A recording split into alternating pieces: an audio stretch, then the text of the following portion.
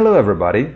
So welcome back here to our study of After Death by Léon Denis. As you remember, last time we were together, we discussed what Denis wrote about India, about Hinduism and Buddhism and Krishna and so on. This time, in this chapter, that is chapter 3, he will be talking about Egypt. And why Egypt? Well, first of all, Denis starts this chapter by, in a very poetic way, by the way, saying that Egypt has, let's say, the walls of the temples of Egypt, they talk. And why do they talk? Because they have a lot of knowledge to pass to us, and so on. So he starts in this chapter, in the very beginning, not in the very beginning, but let's say, I think in the third or fourth paragraph, he says something like this. The same concealed thought can be found in both, underneath the rude cover of the rites. Here in this case, when he says that thought can be found in both, when he says both here, he means India also, so Hinduism. So he says what? The same concealed thought can be found in Egyptian religion and also in Hinduism, in Brahmanism, and so on in India. Because he says that both cultures, Indian culture with Hinduism and Egyptian culture, Egyptian religion, Egyptian thought, they have very, very similar things. They are very, very similar in all the things they say. So then he goes on.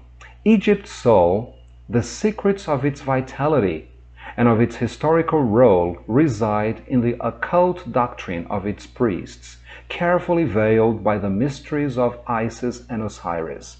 Well, again, as you remember from the very beginning, from the preface of this book, Léon Denis said what? That there is always something occult in the doctrine of all these ancient religions. So again, he says here, he goes on and he says the same thing over here, that you can find a lot of occult things, occult doctrine of the priests in this thing, in Egyptian religion too. And again, and why? You see, especially because the priests in Egypt, they were extremely important. They were, let's say, if you think about, okay, the pharaoh was the head of state, let's say, but the priests, they had a very, very, very big role, okay, a very important role in Egyptian society, in Egyptian religion, not only religion, but society too. And most of the times, you see, not only the pharaohs were, let's say, buried in those pyramids and so on. No, the priests also, they had this thing also. They were, let's say, given this honor too. So they were very, very important. And why? Because they had something that they knew about the religion that the lay person did not know. Second of all, that Denis says here in this chapter is the following. The script in Egypt, we have hieroglyphics, we have hieratic, and we have demotic. Well, first of all, as we always know, the hieroglyphics, why so? Because they are this intricated thing, all these drawings and so on. And it was something very, very arcane. You had a lot of meanings over here that were not passed on, that as time went by, people, let's say, the lay person could not identify, could not, let's say, decipher these things over here.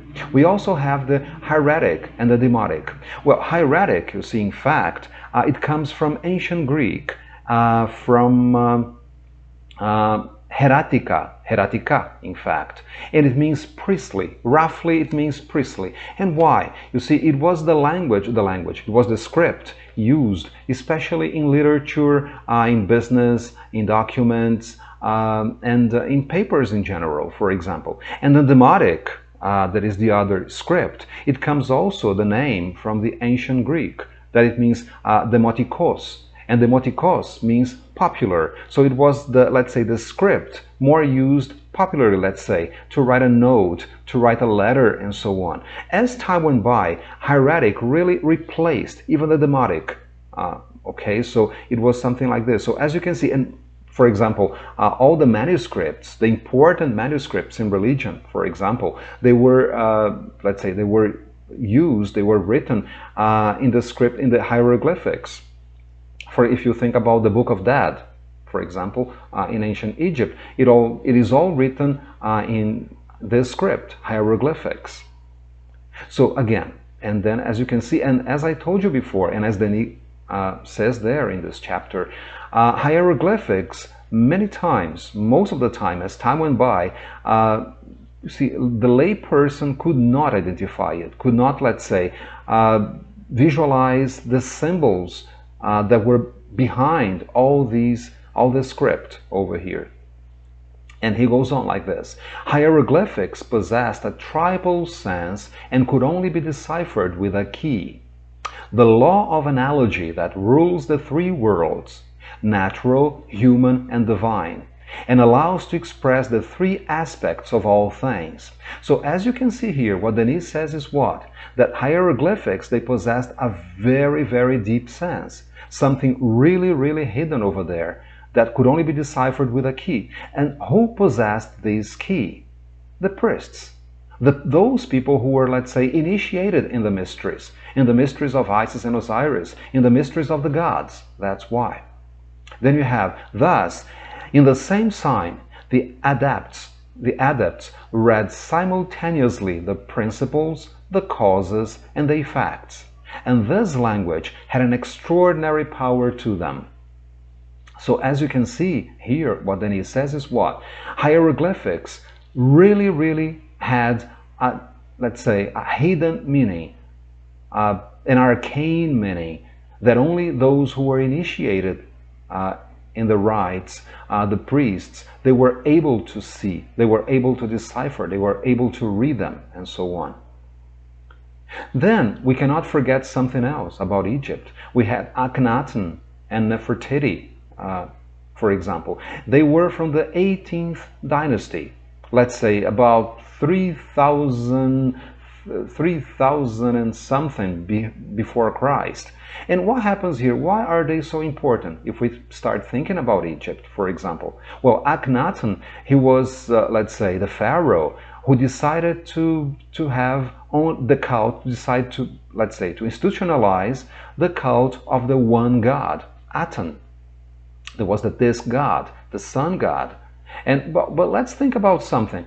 If we think it was not like this, Akhenaten did not wake up one morning and just decide to say, you know something, oh come on, from now on Egypt has only one god. Of course not, okay? What happens? It was something that naturally it had been going on for a very long time. There were priests of this god, for example. And what happened over here? You see, there were also a lot of, let's say, philosophy about it. So you see, it was not something like he woke up one morning, he decided to have this cult. No, so think about it. It was a long time before, let's say 3,000 years before Christ.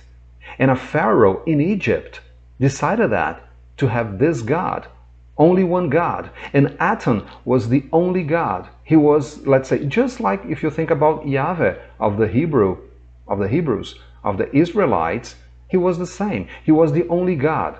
He conducted everything. He was the master of the universe, and there was no other God, but he was the only God.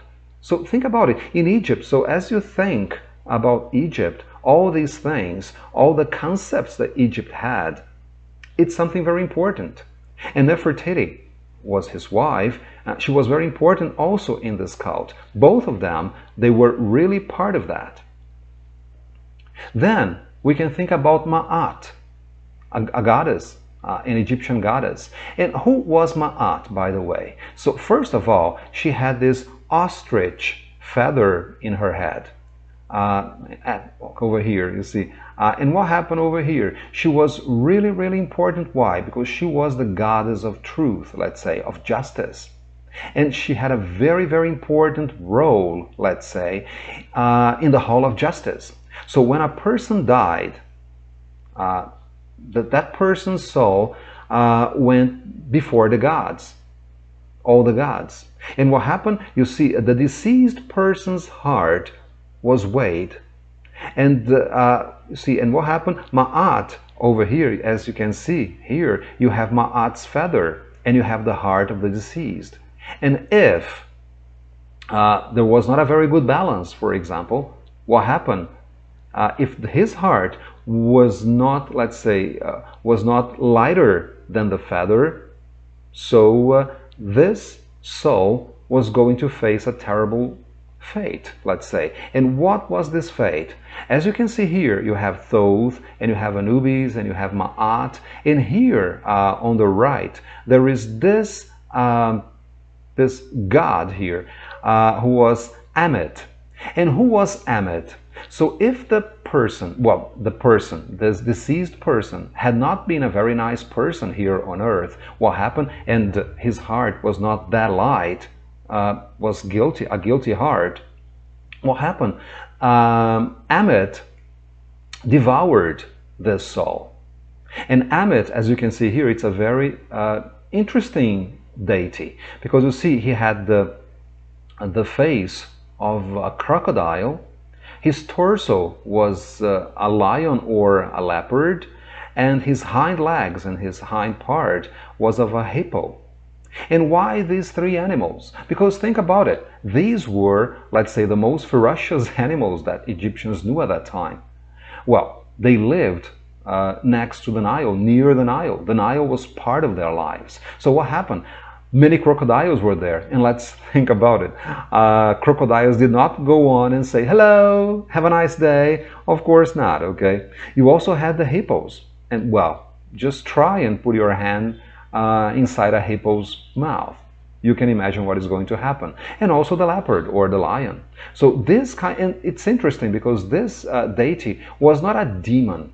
It was not a horrible deity at all. It was horrible because of, okay, it had this form, this shape, and also it devoured the soul of the deceased. But think about it. In fact, this deity was, let's say, was a reminder that you had to be nice, that you had to be good on the planet. Why so? Because if you were not that good, you could have a terrible fate, and Ammit could devour you.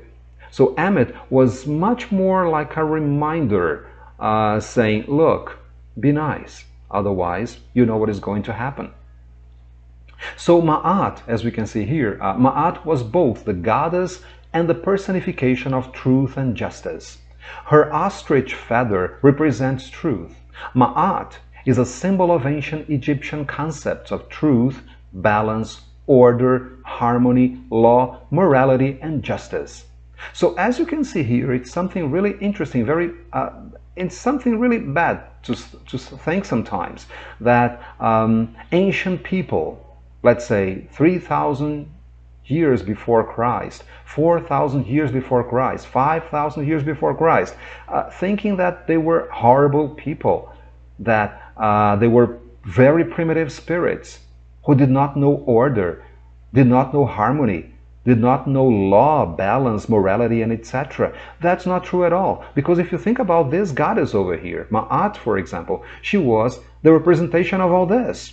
She was a symbol of all this. And what happened? When the deceased person died, if he had not, on this planet, if he had not been, for example, let's say a person of the truth and balance and order, harmony, law, morality, and justice, what would happen? He would suffer. He would be destroyed in the other world. So if you think that, for example, they did not have anything good in them, they were terrible spirits, you see, very rude and primitive spirits, well, I don't think it is true. I don't think it is nice to say something like that. But then you can say, oh no, but look, in ancient times, for example, they waged wars. Okay, but well, let's be serious. Right now, over there in Europe, what is happening right there, right now? A war is going on there. And in fact, wars have been going on for a very long time on our planet. You see, since I was born, I have heard about it. I have been seeing that on TV all the time.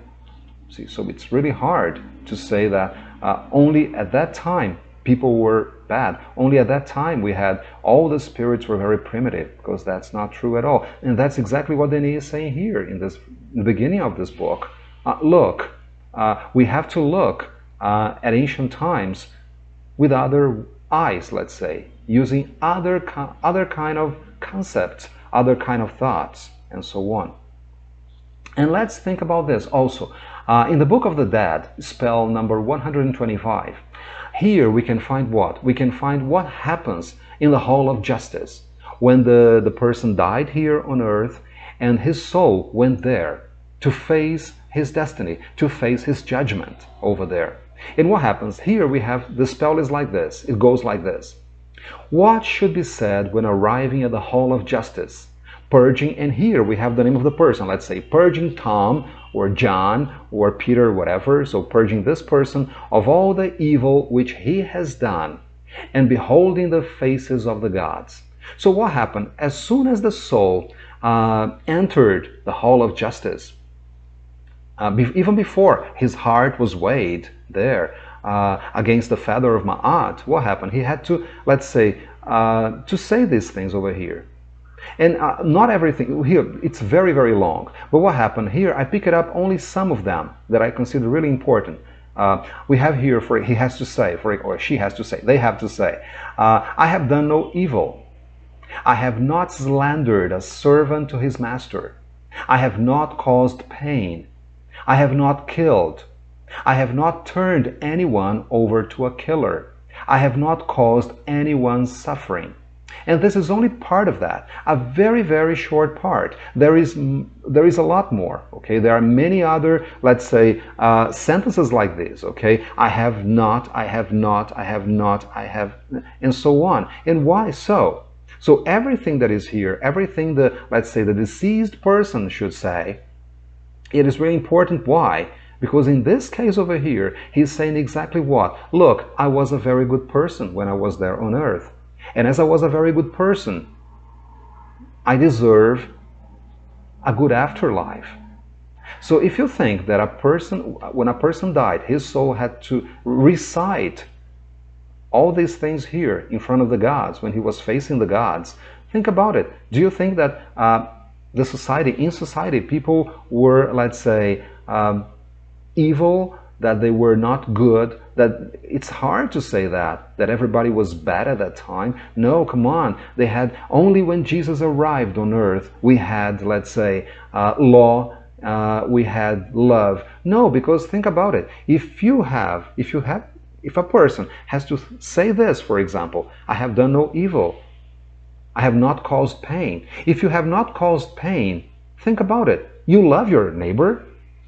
Because if you don't love your neighbor, you cause him pain. And if you do not cause him pain, if you do not cause pain, what happens? You love that person, for example. If you have not, for example, slandered a servant to his master, it is because you love him.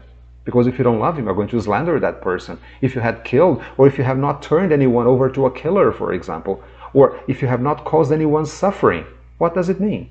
It means that you love. If you don't love, at least you respect that person.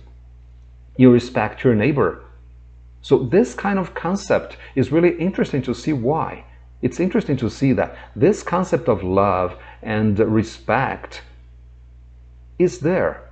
It was there 3,000 years before Christ, 4,000 years before Christ, in places like Egypt and India. So that's exactly what Denis is saying here in the beginning of the book, that we could never look back with the benefit of hindsight, now that we have a lot of things, and just say, look, oh, they were terrible, oh, they were so primitive. That's not true. We have to know much more. We have to learn much more. We have to study a lot in order to avoid this kind of feeling, this kind of thought that is extremely bad, is extremely shallow, let's say. So that's exactly what we had to say to you right now. And then, well, now it's over, this chapter. That is a very short chapter, by the way, shorter than the previous one that we saw. And now, I just wanted to say, so goodbye. It was very nice to have you here with us. And see you next time, okay? See you next month with our study of After Death by Léon Denis. So goodbye, and see you then.